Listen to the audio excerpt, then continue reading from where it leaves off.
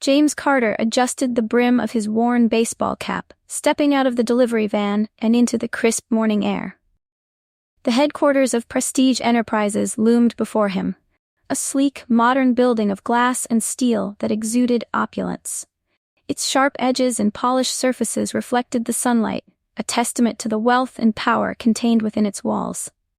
To the casual observer, James appeared to be just another delivery worker going about his day. But beneath the surface, there was much more to this unassuming man than met the eye. James was calm and collected, with sharp intelligence that shone in his thoughtful gaze.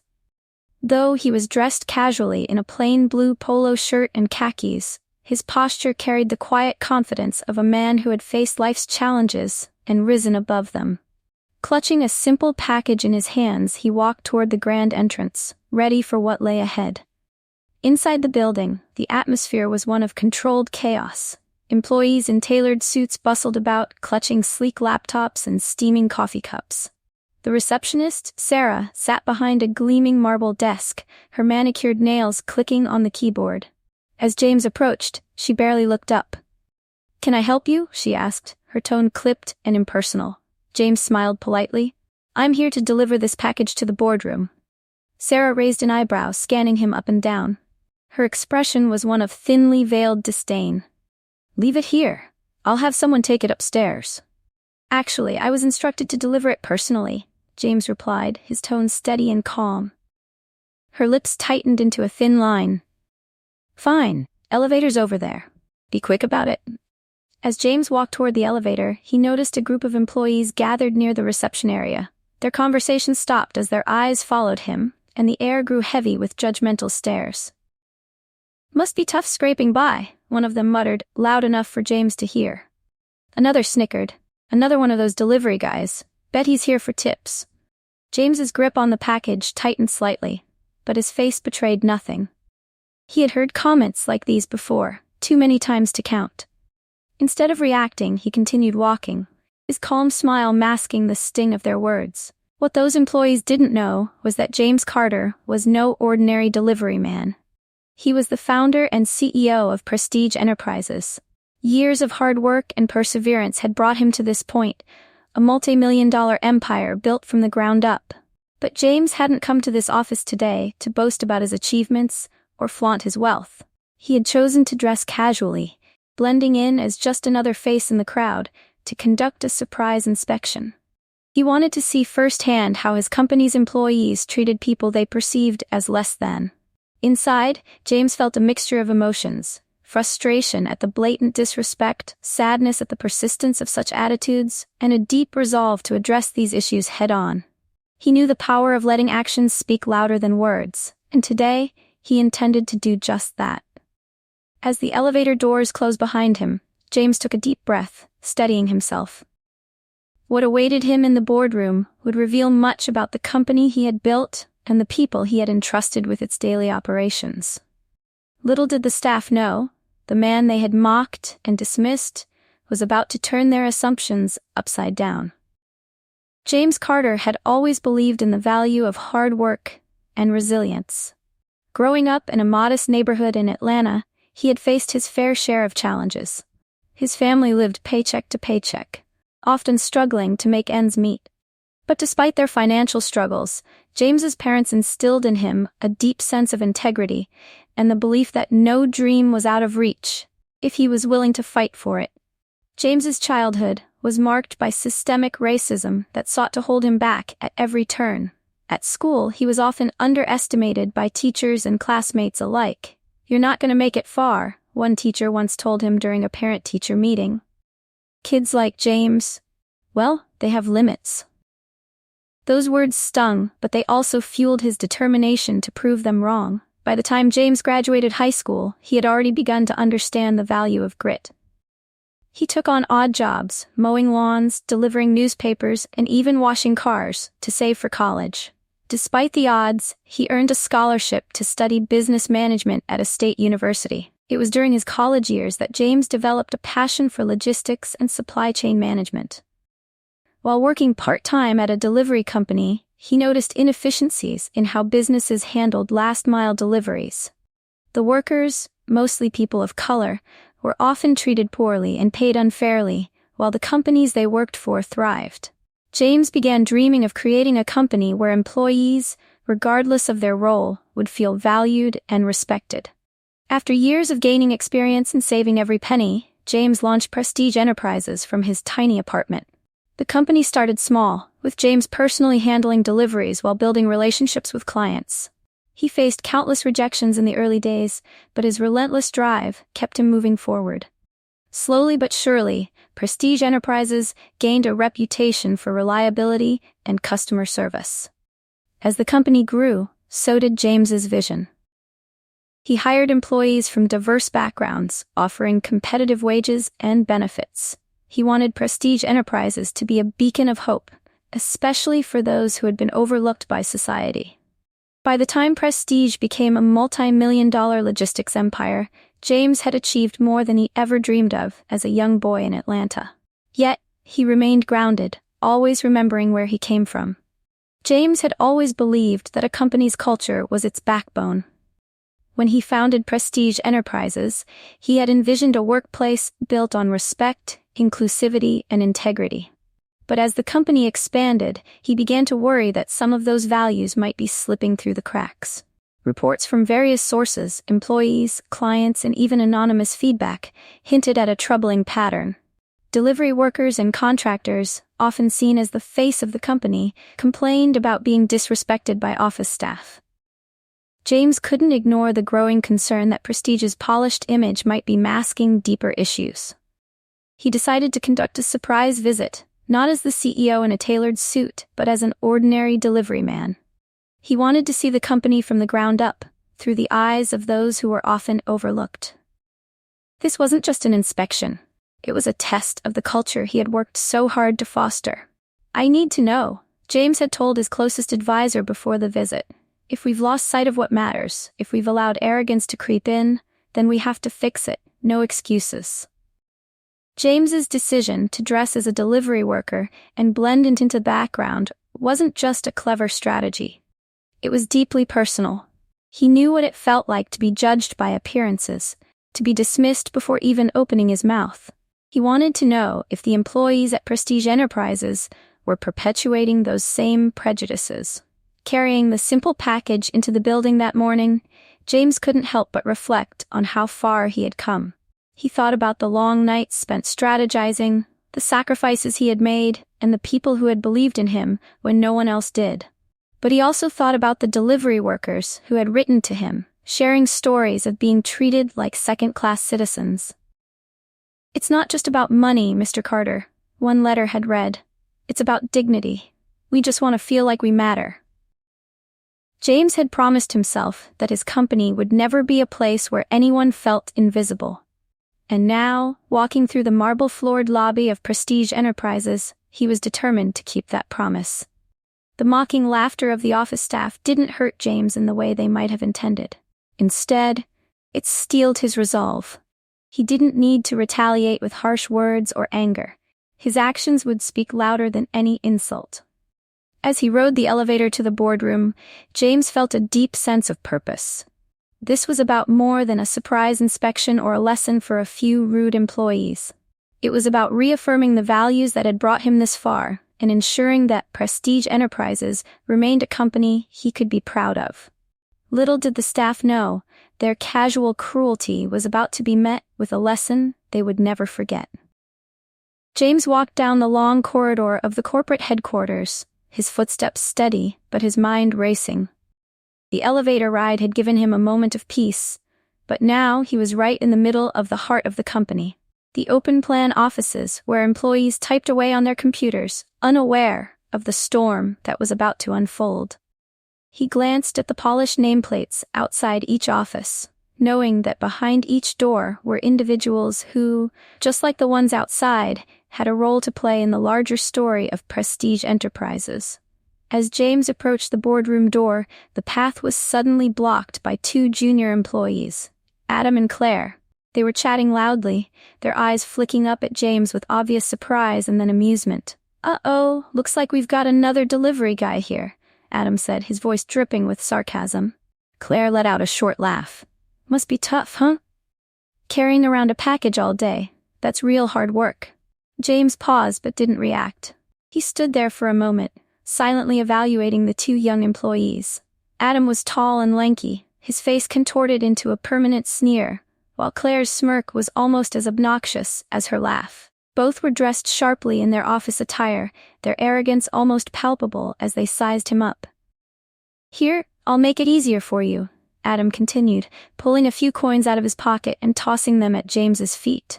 "A little tip for the hard worker." The coins landed with a clink on the marble floor, rolling slightly before coming to a stop. Claire giggled, her eyes narrowing as if she found their cruel game amusing. James's chest tightened slightly, but he kept his posture straight and his face impassive. He was used to this type of treatment, but it still stung. He'd worked hard to get to where he was, not just in business, but in life. He had fought against a system that constantly told him he wasn't enough because of the color of his skin. "Is that supposed to be funny?" he thought to himself. "Is that supposed to make me feel less?" Instead of responding or showing anger, James bent down, retrieved the coins, and placed them back in Adam's hand. His movements were deliberate, quiet, and dignified. "I'm just here to do my job," James said, his voice calm but with an undercurrent of steel. "I'd appreciate it if you'd step aside so I can deliver the package." Adam and Claire exchanged an amused glance but didn't move. They were enjoying this, taking pleasure in the discomfort of someone they deemed beneath them.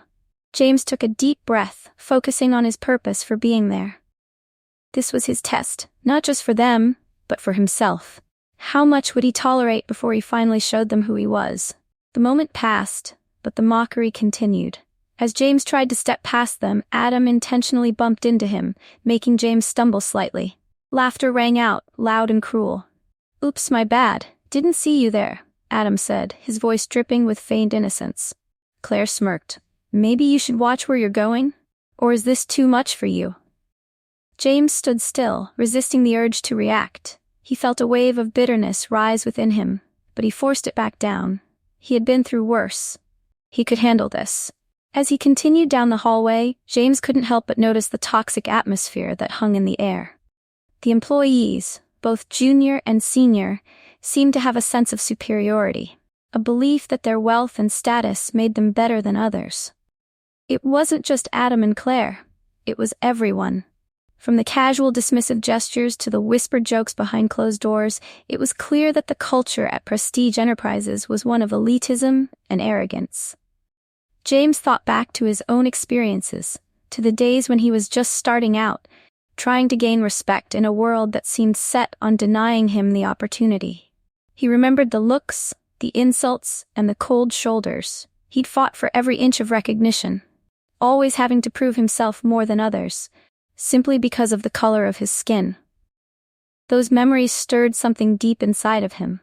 He could feel the familiar mix of anger and sadness, that same tightness in his chest that had followed him through his entire journey.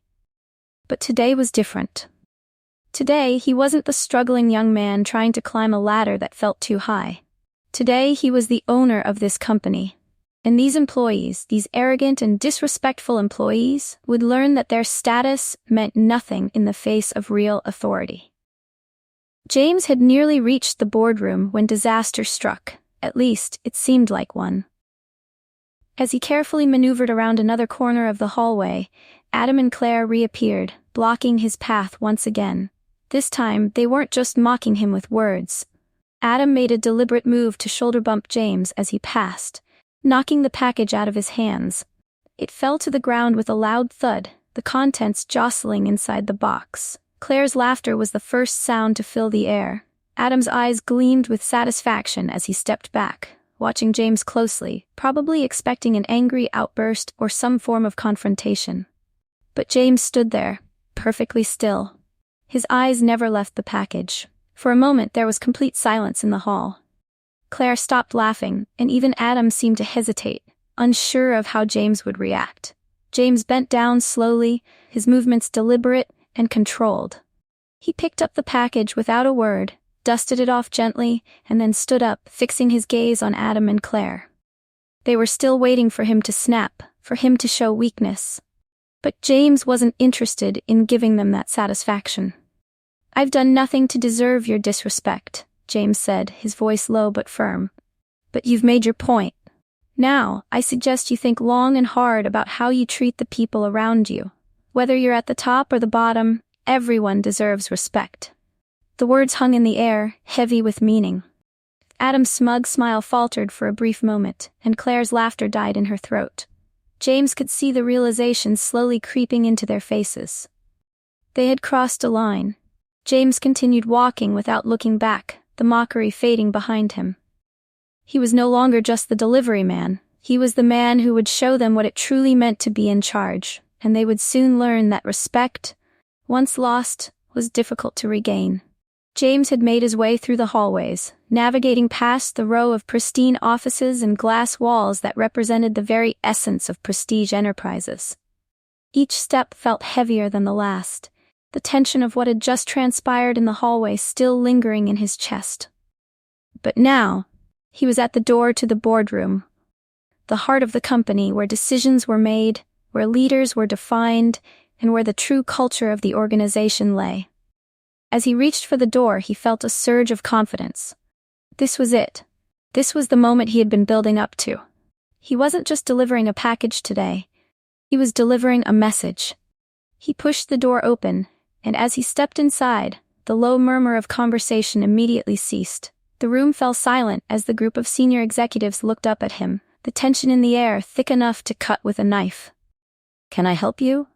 Mr. Hendricks, the senior vice president of operations, asked without even glancing at the package in James's hand. He was a middle-aged man with a neatly combed head of gray hair and a permanent scowl on his face. His tone was dismissive, as if he was already assuming that James was just another delivery worker, unimportant and beneath him. James stood there for a moment, letting the awkward silence stretch. He was studying the faces of the executives. Mr. Hendricks, of course, who seemed to be the ringleader, along with his colleagues. Each one sitting comfortably behind their polished wooden desks, sipping coffee or glancing over reports. None of them seemed to think anything of the man standing in their midst. "I'm here to drop off a package," James said, setting it down on the conference table. "Thank you," Mr. Hendricks replied flatly, not bothering to stand up. "You can leave it there. We've got work to do." He waved a hand dismissively, clearly uninterested in who James was or why he was there. James smiled inwardly, though his gaze remained steady. He had done what he came to do, but he wasn't finished yet. Before James turned to leave, he let the silence stretch just a moment longer. It was the kind of silence that made people uncomfortable, the kind that made them feel like they were waiting for something important to happen. And then, without breaking eye contact, James spoke again. "Actually, there's something else I should mention." The executives looked up, startled by the change in his tone. Mr. Hendricks raised an eyebrow, clearly irritated, but motioned for him to continue. "I'm James Carter," James said, his voice calm but unwavering. "I'm the CEO and founder of Prestige Enterprises." There was a long pause. A stunned silence filled the room, and James watched as the faces of the executives slowly transformed from indifference to disbelief. Mr. Hendricks' eyes widened, his hand freezing mid-air as he was about to sip his coffee. His mouth opened, but no words came out. The room was filled with gasps, quiet at first, then louder as the realization spread. Some of the executives sat frozen in their seats, their faces turning pale, while others shifted nervously, unsure of what to say or do. James took a deep breath, letting the moment settle in. He could feel their discomfort, their growing panic, but he didn't want to rush things. He wanted them to fully realize the weight of their mistake. "I own this company," he continued, his voice steady but firm. "The very company that you represent."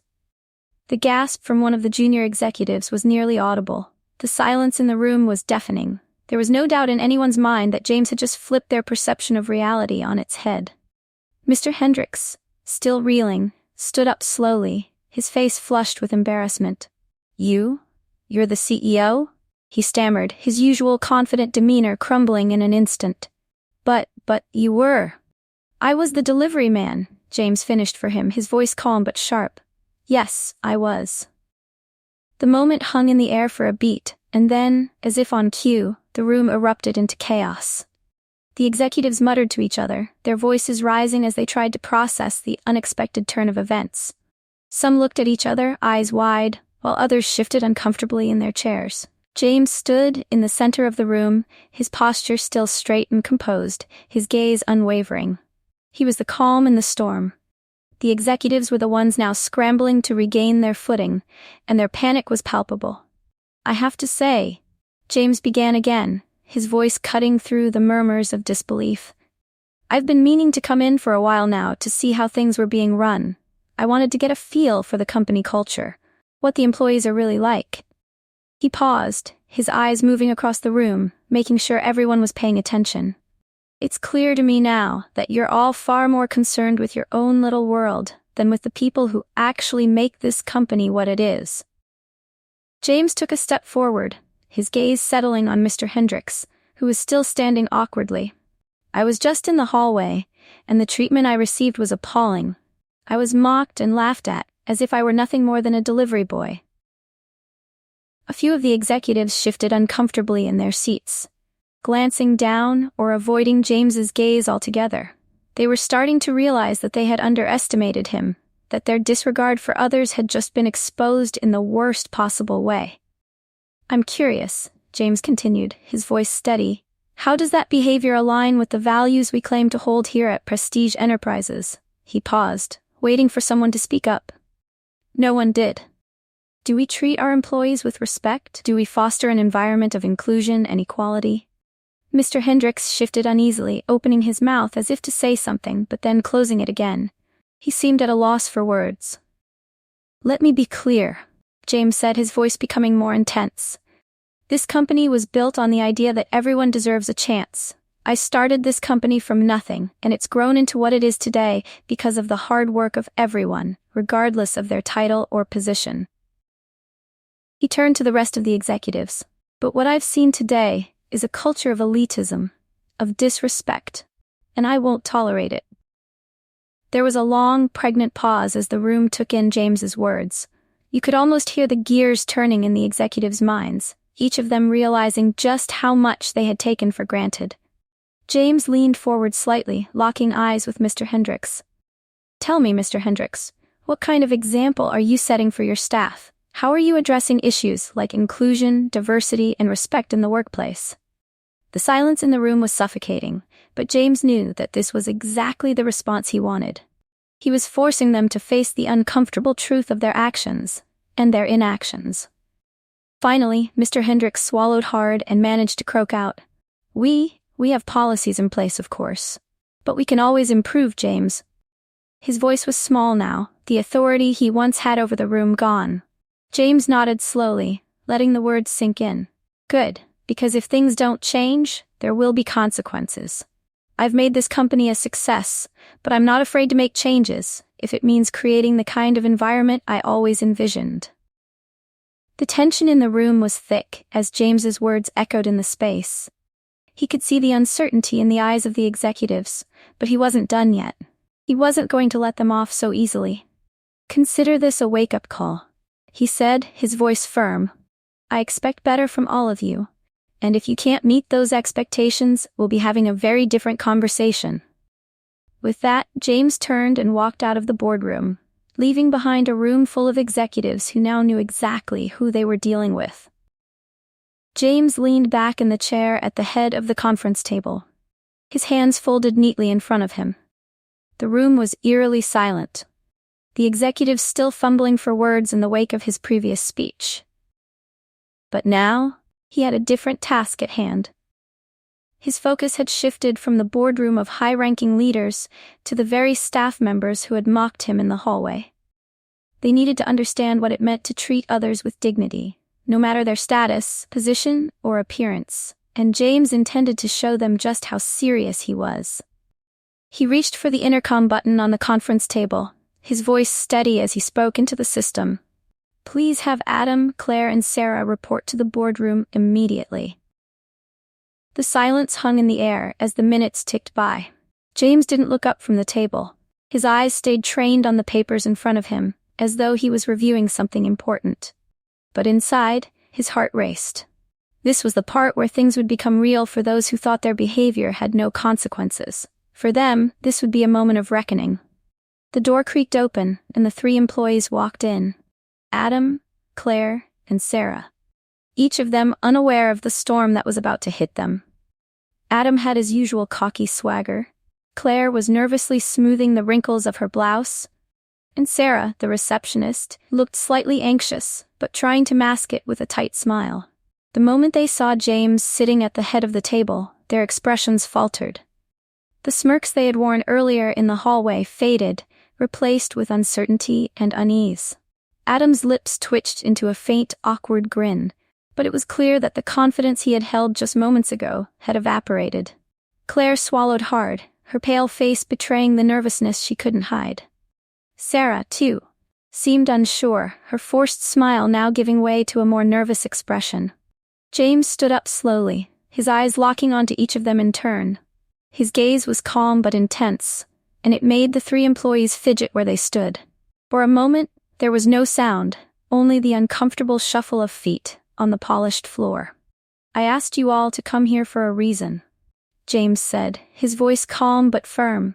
"You all had some very colorful things to say about me earlier. I thought it would only be fair to address it directly, so there's no confusion about how I feel." He turned to Adam first, who was now trying to look anywhere but at James. "Adam," James began, his voice measured, "you laughed at me in the hallway, didn't you?" Adam shifted uncomfortably but nodded, his face flushing with embarrassment. "You called me a delivery boy, didn't you?" James continued, his voice cutting through the tension in the room. "You said it must be tough scraping by, right?" Adam's mouth opened, but no words came out. His eyes darted around the room, clearly unsure of what to say. "And Claire," James went on, turning his attention to the young woman, who was now standing with her arms crossed. "You laughed, too. You tossed coins at me like I was a beggar." He paused, watching her squirm. "You didn't think I noticed? You didn't think I heard?" Claire looked down, her face turning an even deeper shade of red. "I didn't," she started, but her words faltered. "I know you didn't think much of me, Claire," James said, cutting her off. "But it wasn't just your actions that got my attention." He turned towards Sarah, the receptionist, who was now standing a little more stiffly, her eyes wide. "Sarah, you didn't say anything, but you watched. You didn't stop them, and then you smiled as if it was all a joke." Sarah opened her mouth to speak, but the words didn't come. She didn't have an excuse, and she knew it. Instead, she muttered, "I'm sorry. I didn't mean." "I'm sure you didn't mean it," James said coolly, his eyes never leaving her face. "But intentions don't matter when it comes to respect. Your actions do."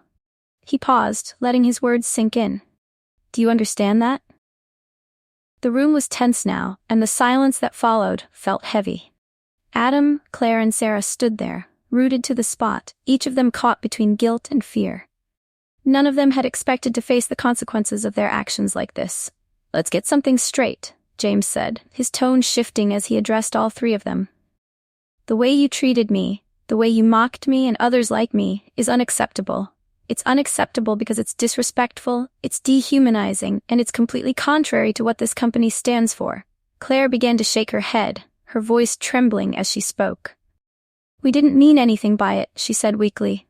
"It was just a joke. We were just joking." James's gaze hardened. "A joke? What kind of joke is it to treat someone like they don't matter? What kind of joke is it to assume someone's worth based on their appearance or their job? Do you think delivery workers don't matter? That they don't deserve the same respect as anyone else?" Adam opened his mouth to defend himself, but James silenced him with a raised hand. "No. Don't interrupt. I'm not done." He took a deep breath, his voice growing more powerful with every word. "This company was built on the idea that everyone, no matter where they come from, no matter their job title, deserves to be treated with dignity and respect. When I founded this company, I wanted to create an environment where people of all backgrounds, races, and positions could come together and succeed. I wanted to provide opportunities for people like me, people who don't always fit the mold society expects them to, people who are often overlooked and dismissed." James took a step forward, his eyes locking onto each of the staff members in turn. "But the way you treated me today?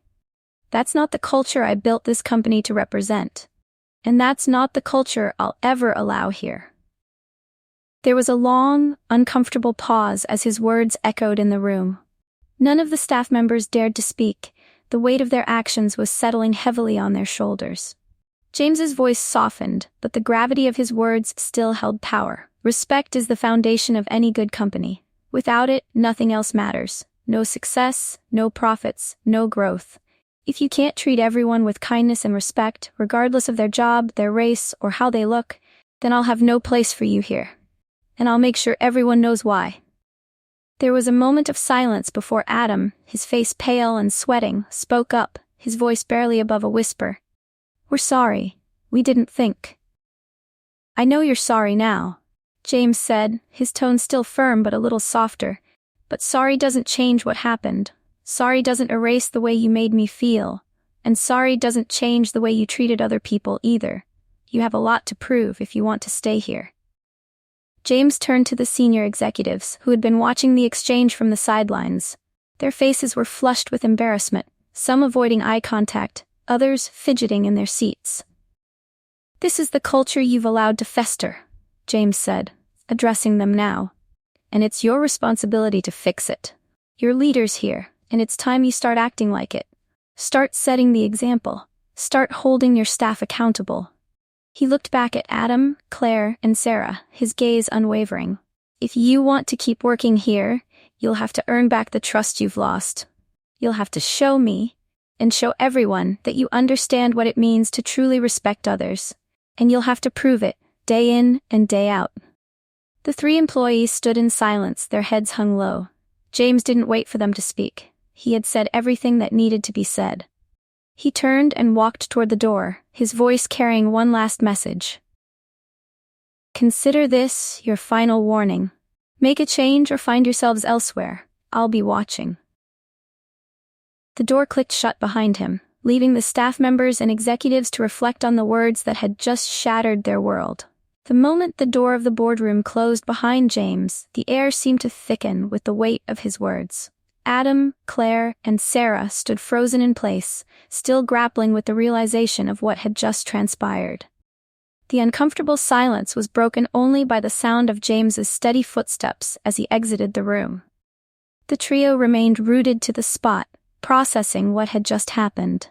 The higher-ups in the room, the senior executives, exchanged anxious glances, uncertain of what would come next. James's actions were not just a warning. They were a promise that things would change, and they would change fast. The following morning, an email sent from the CEO's office shook the employees of Prestige Enterprises. It was short but direct. James had announced that the employees involved in the mockery incident, Adam, Claire, and Sarah, would be suspended pending a full review. The email also detailed that all three would be required to attend mandatory training on workplace behavior, inclusivity, and unconscious bias. They were to report to a specialized consultant for an intensive session aimed at confronting the prejudices they had clearly exhibited. In a separate communication to the senior executives, James had made his expectations clear. He demanded that they conduct a comprehensive review of the company's culture, policies, and hiring practices. He had tasked them with reporting back to him personally, within 2 weeks, with a thorough plan for fostering a more inclusive environment. One that didn't tolerate any form of discrimination or disrespect. The executives were left to grapple with the uncomfortable truth that their own inaction had allowed a toxic culture to develop within their company. While they were quick to shift the blame onto a few rogue employees, they knew deep down that it was their leadership that had failed to set a clear example. Meanwhile, in the employee break room, the whispers started. Some murmured that James had overreacted. Others whispered in awe, impressed by the way he had handled the situation. The tension in the office was palpable, and no one seemed to know where to stand in the wake of such a confrontation. Adam's suspension felt like a punch to the gut. He had been with the company for just under 2 years, fresh out of college, eager to climb the corporate ladder. In his mind, the office had always been a competitive space, a place where one had to show strength, dominance, and the ability to fit in with the status quo. His behavior toward James had been fueled by his own insecurities, his desire to impress his colleagues, and the warped idea that he had to mock someone to prove his worth. Sitting alone in his apartment that evening, Adam couldn't escape the flood of thoughts racing through his mind. His bravado from earlier in the day had disappeared, leaving behind only a raw feeling of regret. As much as he tried to justify his actions, deep down, he knew they had been wrong. The reality of what he had done, how he had treated James, and how he had laughed at him, sank in with the full weight of shame. It wasn't just James who had been humiliated, it was anyone who had ever been in James's position. Adam couldn't help but wonder how many other delivery workers, cleaning staff, or lower-level employees had been subjected to the same treatment without a voice to stand up for them. It was a sobering thought, and one that gnawed at him until he couldn't take it anymore. The next day, after stewing in his thoughts all night, Adam reached out. He sent an email to James, apologizing for his behavior, expressing his deep regret, and acknowledging that he had let down not only James, but the company as a whole. In his apology, Adam promised to work harder on becoming a better, more respectful person. When he hit send, Adam felt a small sense of relief. He knew it would be a long road ahead, but he also knew that his redemption wouldn't come from simply saying sorry. It would come from showing through his actions that he had learned something meaningful. Claire, too, found herself lying awake in bed that night, unable to shake the images of the mocking laughter and James's steady, unwavering gaze. She had always prided herself on being a good person, but her actions that day had made her question her own integrity. How could she have participated in something so cruel? The look of hurt in James's eyes still haunted her. In the days that followed, Claire became more introspective. She reached out to Adam and Sarah separately, and the three of them discussed their behaviors in the hallway. For the first time, Claire really listened, no longer dismissing the issue as a misunderstanding or a misstep. She acknowledged that she had been part of a broader culture that needed change, and her first step toward redemption was owning up to her role in it. While Adam had written an email to James, Claire, after much hesitation, decided to take the extra step of calling James personally. She apologized for her behavior over the phone, trying to express just how deeply sorry she was and how much she regretted what had happened. She was nervous, but the conversation felt real, and in that moment, Claire knew that this was the first genuine apology she had ever given. She wasn't apologizing just to save face. She was apologizing because she knew she had wronged someone. Sarah, on the other hand, went through a different type of transformation. As the receptionist, she had been in the position of power when it came to interacting with the delivery workers, cleaning staff, and other outsiders who weren't part of the corporate world that existed within the polished walls of prestige enterprises.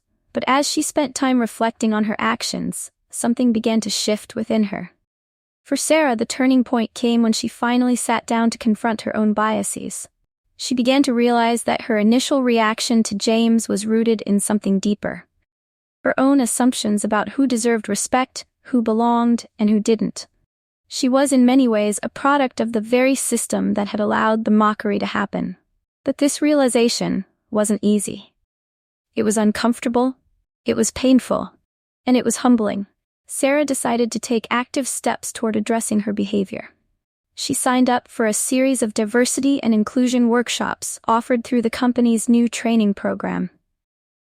She also reached out to other employees, many of whom had quietly observed the exchange, and asked for their feedback on how she could better serve as an ally for those who were marginalized in the workplace. Over time, Sarah found her voice. She became one of the most vocal advocates for inclusivity in the office, speaking up whenever she witnessed bias or disrespect toward others. Her transformation wasn't instantaneous, but it was real, and her commitment to making a difference began to show. She apologized to James in person, acknowledging that it had taken her some time to fully understand the gravity of her actions, but promising to do better going forward. As the weeks passed, the three employees, Adam, Claire, and Sarah, had to prove themselves. The suspension was just the beginning. It was their opportunity to reflect, to learn, and to grow. James didn't expect them to change overnight, but he did expect them to show genuine progress.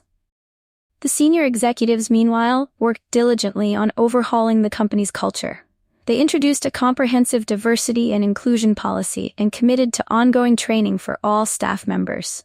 They held workshops on bias, respect, and inclusivity, and they made it clear that this wasn't just about ticking boxes. It was about creating a company where everyone, from the delivery driver to the CEO, felt valued and respected. For James, this wasn't just about one incident, it was about setting a precedent for the entire company. He wanted Prestige Enterprises to be a place where every person, regardless of their role, felt like they had a voice. The lesson was clear. Respect wasn't just a courtesy, it was a cornerstone of the company's identity. In the end, while the employees' behavior had been unacceptable, they had been given the chance to learn, grow, and change, and perhaps that was the greatest redemption of all. The sun had begun to set on the city, casting long shadows across the office of Prestige Enterprises. James sat quietly in his corner office, the expansive windows giving him a view of the city skyline.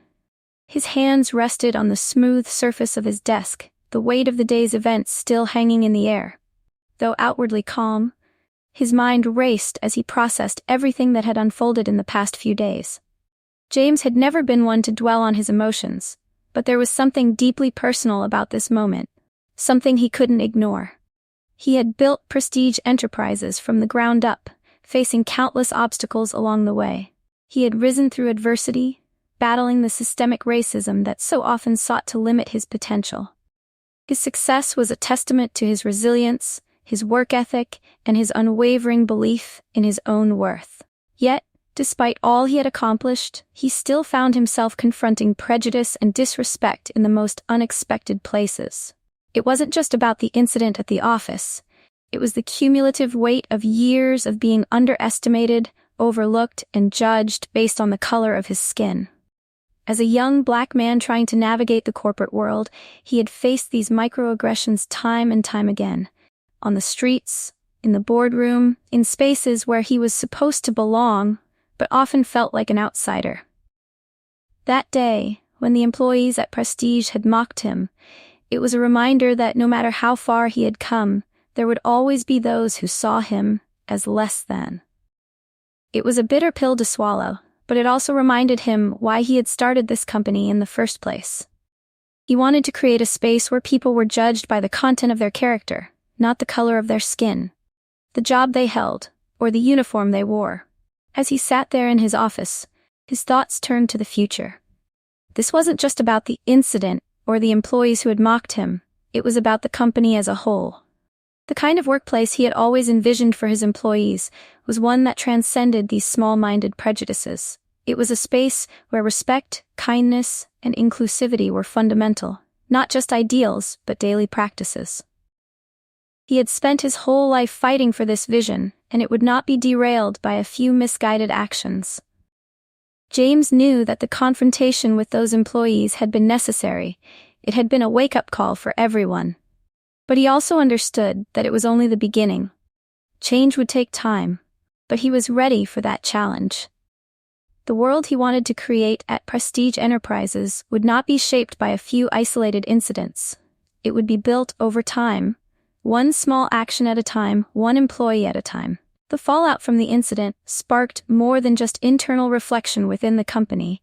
It ignited a movement toward meaningful change. The actions taken against Adam, Claire, and Sarah were just the surface-level response. Behind the scenes, James and the senior leadership team began to implement sweeping reforms to ensure that something like this could never happen again.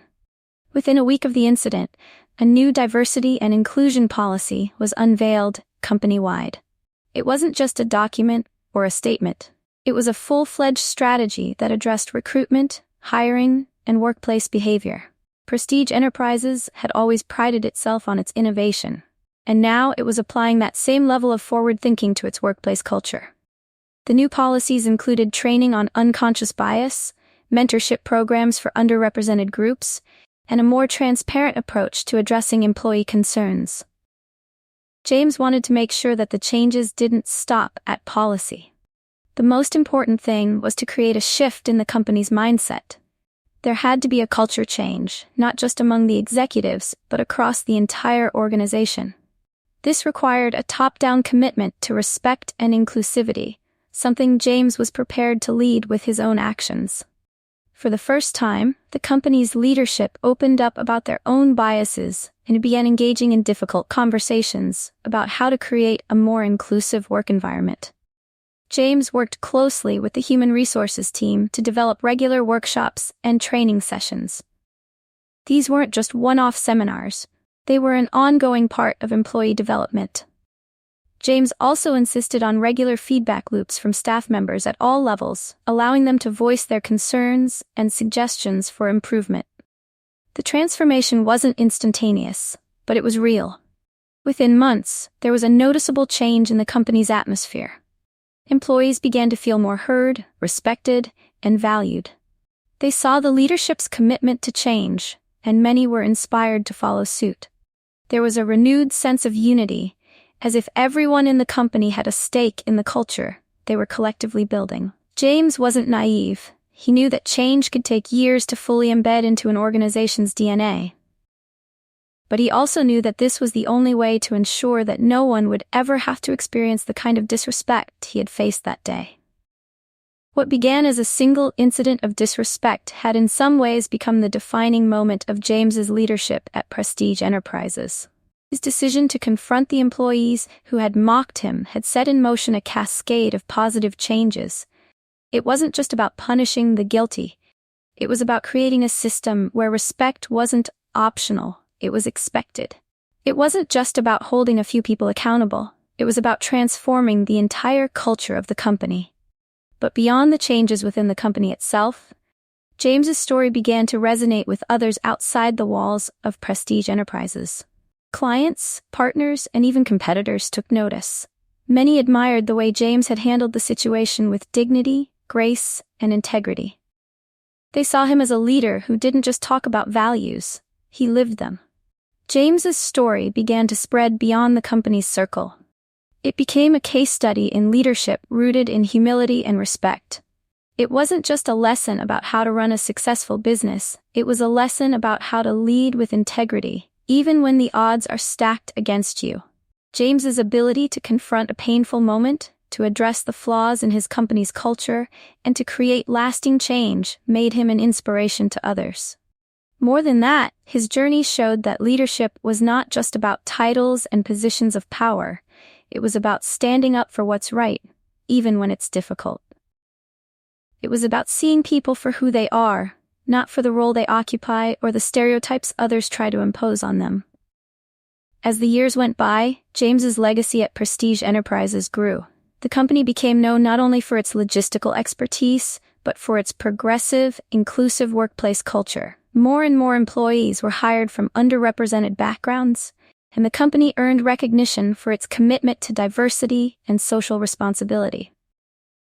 James continued to lead with humility, but he also became a vocal advocate for social justice and corporate accountability. He worked with other business leaders, sharing his experiences and advocating for systemic change in industries that, like his own, had been slow to evolve. But perhaps the lasting legacy James left behind was the realization that respect and kindness were the true measures of success. Prestige Enterprises had become a company that wasn't just focused on the bottom line, it was a company focused on people. And James had shown the world that leadership wasn't about power, it was about lifting others up, regardless of who they were or where they came from. In the end, James had done more than create a business. He had created a movement. The months had passed in what felt like a whirlwind of change. When James Carter stepped through the glass doors of Prestige Enterprises once again, he was met with a completely different atmosphere. The sleek, modern lobby that had once seemed so cold and detached now felt warm and welcoming. The receptionist smiled genuinely as he walked past, offering a greeting. Even the staff in the open office areas looked up from their desks with respect, nodding or waving as he passed. It wasn't just the physical space that had changed. It was the culture. The transformation was palpable. Where there had once been whispers and mocking glances, there was now a sense of camaraderie and shared purpose. Employees who had once kept to themselves now collaborated openly, exchanging ideas in the open spaces and even laughing together in the break rooms. The energy was different, lighter, more inclusive, and undeniably more human. James's steps were measured as he walked through the halls, his eyes scanning the faces of employees who were now more attuned to the values he had spent so long trying to instill. He could see it in the way they interacted with each other, the way they addressed him with respect, not because of his position, but because of who he was as a person. He entered the boardroom where the leadership team gathered, and there was an immediate sense of unity. The executives, who had once been part of the problem, were now fully invested in creating an environment that was based on integrity, humility, and respect.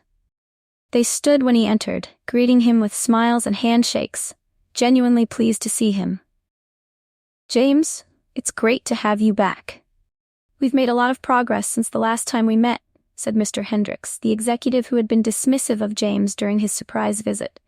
His voice was sincere now, his demeanor humble. "Glad to see it," James replied, his tone calm but with a sense of quiet pride. He had always known that true change would take time, but to see the progress unfold before his eyes was more than he had expected. It wasn't perfect, but it was real, and it was meaningful. A few employees from the day of the mockery, including Adam, Claire, and Sarah, were now quietly engaged in their tasks.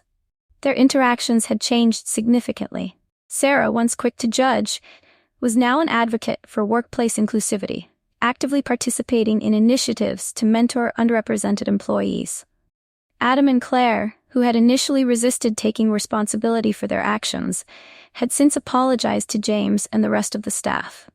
Both were now volunteering for diversity training and promoting a positive environment among their peers. James took a seat at the table, looking around at the faces gathered there. He could sense a genuine shift, a collective desire to move forward, to build something better than what had come before. It wasn't just about policy changes or training programs anymore. It was about a shared understanding, a realization that respect for one another was the foundation of every successful business, every thriving community. As James sat back in his chair, his mind wandered briefly to the lessons he had learned throughout this journey. He thought back to that initial day when he had walked into the office as a humble delivery man, unsure of what the day would bring. He recalled the painful mockery he had endured and how it had shaken him, reminding him of the prejudices he had fought against for most of his life. But through it all, he had stood his ground. He had made a choice to turn that moment of disrespect into something much greater. For James, the journey had never been about proving his worth. He knew his worth. It had always been about showing others that real change was possible when people were willing to confront their biases and take responsibility for their actions. It was about demonstrating that even in the face of disrespect, it was possible to lead with dignity and integrity. And most importantly, it was about teaching others that every person, regardless of their background or job title, deserved to be treated with respect. As the meeting drew to a close, James stood up, offering a final word to the leadership team. "I'm proud of the progress we've made, but we have to keep pushing forward. We have to keep growing. The real work is not in policies, but in our daily actions, how we treat each other, how we lift each other up, and how we create a space where everyone can thrive. That's the kind of company I want Prestige to be." James's words were simple, but they carried weight. His message was clear. Kindness and respect were not just ideals to aspire to, but practices to live by.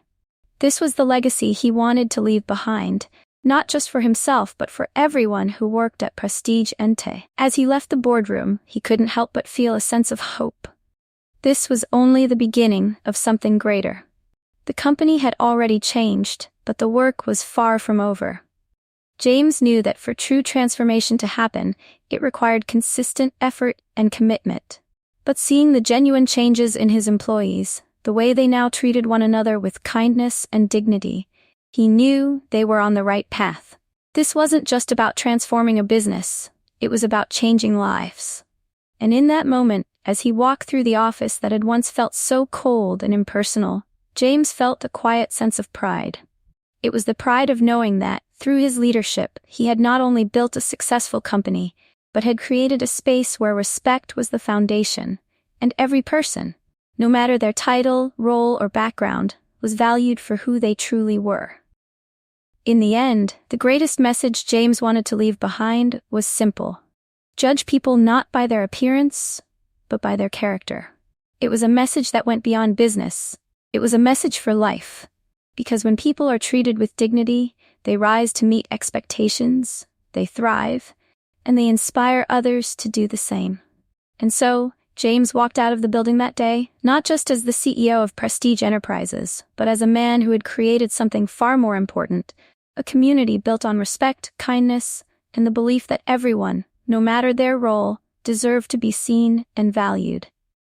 This was his legacy, one that would continue to inspire and shape the future of Prestige Enterprises for years to come.